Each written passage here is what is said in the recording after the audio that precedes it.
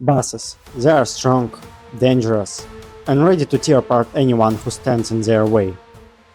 But what if we challenge them? Today, I will take on 20 plus different bosses, explore their weakness, break down the best strategies, and see what loot they drop. From classic Minecraft bosses to the creepiest creatures from mods. It's going to be epic. Are you ready? Then let's go. First up, we're taking down the Elder Guardian. This boss is pretty easy to find, just swim around the ocean and you will eventually spot an ocean monument.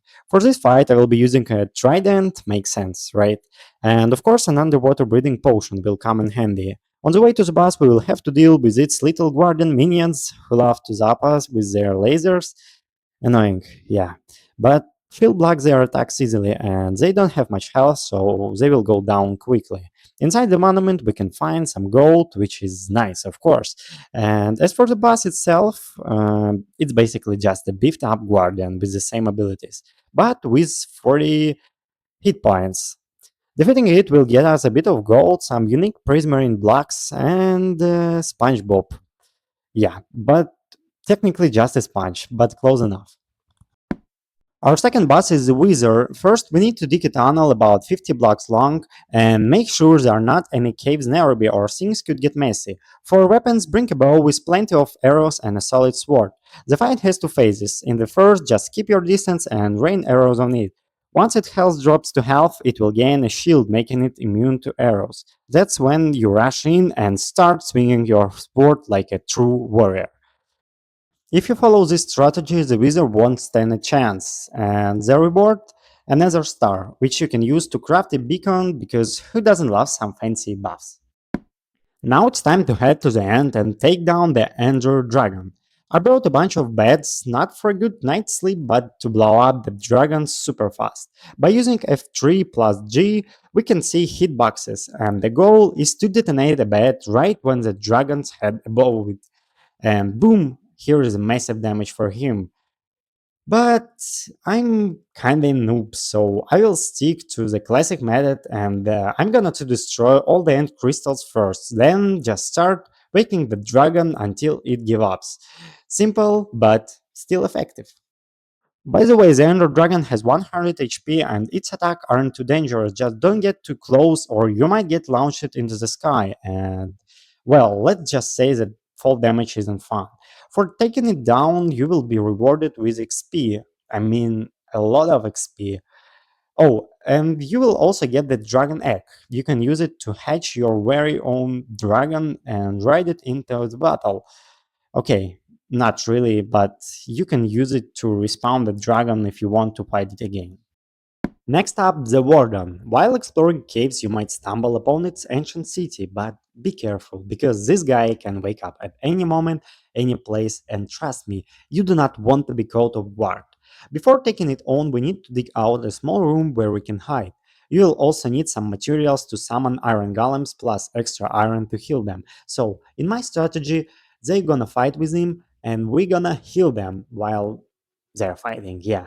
And once he will start attacking you because he will find out that you're the person who trying to kill him. So in this moment we just need to hide up in our room. And guys, don't even think about fighting this guy another way because this boss has a massive 250 HP and insane melee and ranged attacks. So it hits like a truck. For all that effort, you will get a Skull Catalyst, not the most exciting loot, I know, but yeah, you don't have to kill the Warden, but come on, we are strong, so. Plus, there's plenty of extra loot and the ancient city to make it worth the fight. Now we're diving into the Ice and Fire universe. Our first boss is a Cyclops, which you can find roaming the plains. In this fight, the bow is your best friend. The main goal? Shoot it right in the eye to blind it. But don't get cocky after that and rush in with the sword. This guy can grab you and bite your head off. Yeah, not exactly that you wanna go out. Just keep your distance and keep fearing. As a reward, you will get its eye, which can weaken other creatures, and in my opinion, it's pretty useful thing. Next up, I've chosen the Gargon, yeah, the one with the rule turning people to stone thing. The most important rule? I guess it's obvious. Just do not look her in the eyes, unless you enjoy being a statue, that is. To make the fight easier, wear blindfold. That way, she won't be able to petrify you. During the battle, she will poison you, but overall, it's not too difficult if you play it smart. And for taking it down, you will get her head, a powerful item that lets you turn any monster into stone. Thanks to this mod, while exploring the ocean, you might come across a sea serpent. These guys can range in size from kinda big to absolutely massive.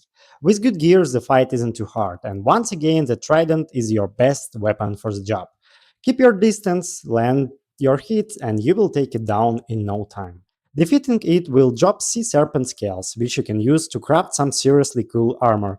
The cage, it's only useful for underwater battles, but hey, it gives you strength and water breathing, so if you plan on living the aquatic life, this set is absolutely must have. If you're wandering through a swamp and notice some suspicious movement, chances you've stumbled upon a Hydra. To take this beast down efficiently, you will need a bunch of golden apples and a sword with fire aspect. Why fire? Because without it, the Hydra will regenerate health way too fast. Oh, and one more thing, do not fight in the rain. Fire won't work and you will be in much more harder fight. For your troubles, you will get a Hydra Fang, which can be used to craft poisoned arrows. And trust me, this thing hit hard. Now let's move on to the main bosses of this mode, the dragons. We will start with the fire dragon since it's the most common, especially near villages. This beast won't hold back. It will launch fireballs, breathe flames, take off into the sky, and if you're unlucky, grab you and carry you who knows where. The best strategy, stick to using a bow and keep your distance. As for the loot, defeating a fire dragon will get you materials to craft a sword and armor that not only set enemies on fire but also give you extra defense and damage against ice dragons. Oh, and let's be real, it looks insanely cool. Now for the ice dragons. Take a wild guess where they spawn. Yep, cold biomes. Fun fact, during the day they sleep, which means you can catch them off guard for a surprise attack. But the moment they wake up, get ready, massive ice chunks will start falling on you, and the dragon will try to freeze you solid.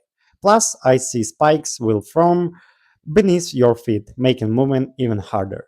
The fight plays out just like with fire dragons, keep your distance and use a bow.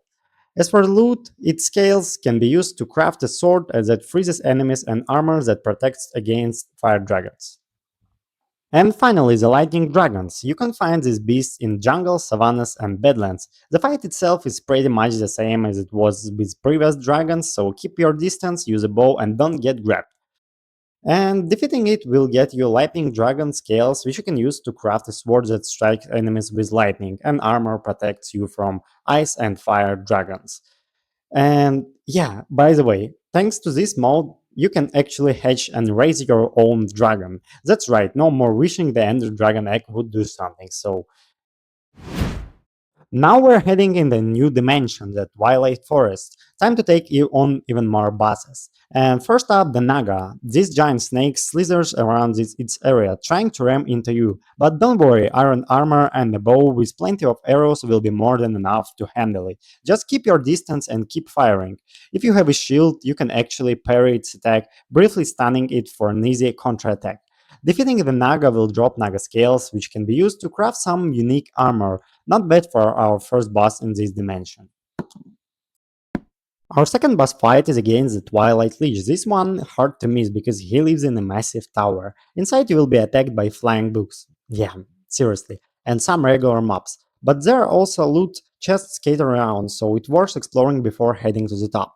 Once you reach the top floor, the boss fight begins. And in the first phase, the Lich summons phantoms and surrounds himself with a magical shield. To break it, you will need to reflect his projectiles back at him.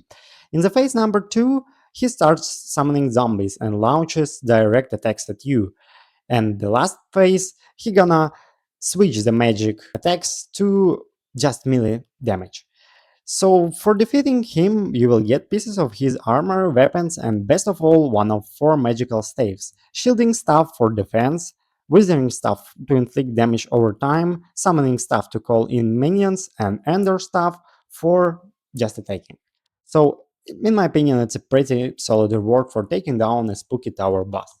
Next up, the Mushroom Minotaur. Before we even get to the boss, we will need to explore the labyrinth, like dungeon. And inside, we will be dealing with stone slimes, beetles, and of course, other Minotaurs. But it's worth the effort because this place has some pretty valuable loot. The Minotaur himself is locked behind wooden fence in a special room. The best part, you can actually defeat him without taking any damage. Just keep circling around him while attacking, and he won't even touch you. For taking him down, you will get a Minotaur X and a special mushroom stew that gives you powerful buffs. Not bad for a guy who lives in a giant underground maze. Next up, the Hydra. The massive beast lurks in a fiery swamp deep inside a huge cave. Before heading in, we will need the Minotaur stew. Without it, moving around this biome will be a pain. The fight itself, surprisingly easy. We are basically playing ping pong with her, just reflect her fireballs back at her, and she will slowly burn herself down. Halfway through the fight, she will start growing extra heads, but by the point it's already too late for her. For this ridiculously easy battle, we will get Hydra blood, which can be used to craft special ingots. This can be turned into a sword and armor that set enemies on fire, and a pickaxe that automatically smelts ores. Not a bad deal for playing around of fireball things.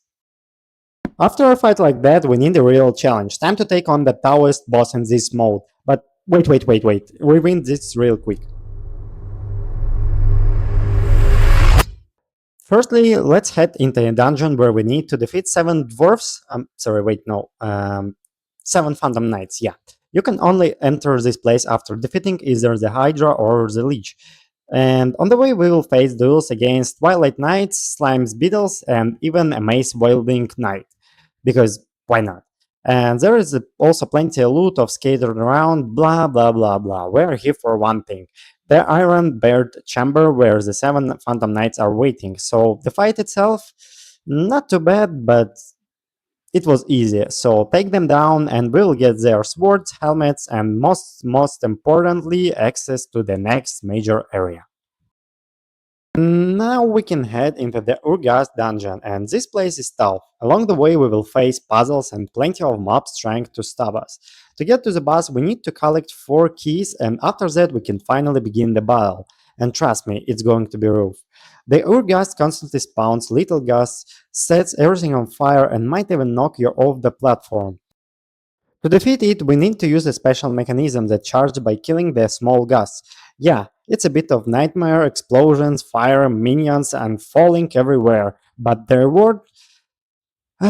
You will get Urgas blood, just like Hydrus and Kermit, which is only used to craft special blocks. Sounds like a fun time, right? Let's take a little breather and head into a fight with the Alpha Yeti. This guy lives in an ice cave and he's got some chilly tricks up his sleeve. He will throw ice blocks at us, but at some point he will get tired and just sit down to chill, literally. And when he does it, he might even give us a little gentle toss just for fun. But once we take him down, we will get his Yeti fur, which can be used to craft some cozy armor. Plus, we will score some super snowballs that can freeze boiler and monsters. As we continue on wandering the cold wastelands, we will eventually find ourselves at the Snow Queen's kingdom, high up in her tower. Inside, we will face new enemies like snowflakes and snow knights, but the real challenge awaits us at the very top, where the Snow Queen herself is waiting.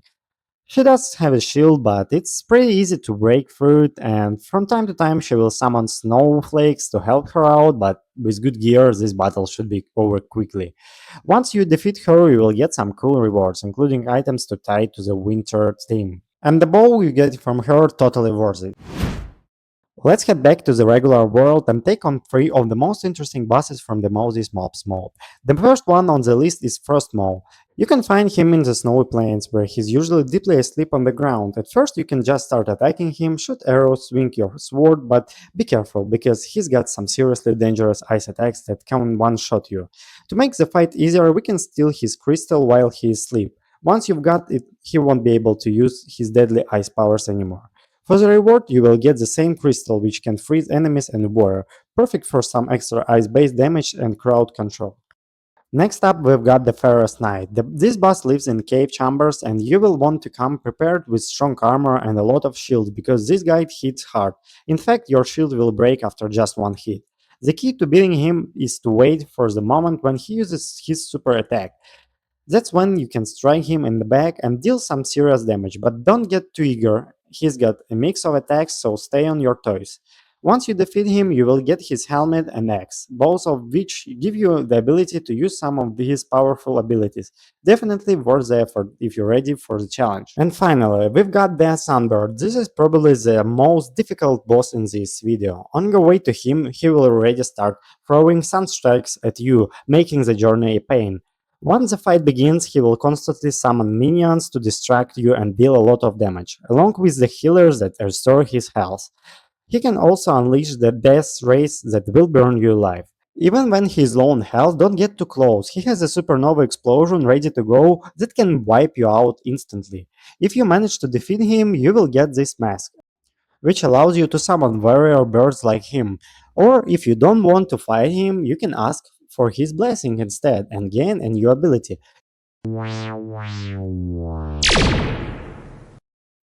I also decided to create a small table of bosses from this video depending on their strengths, health and abilities. Let me know what you think about it. Alright, that's it. Thank you for watching. Please subscribe the channel, like the video and leave the comment if you want. So see you next time guys and bye bye.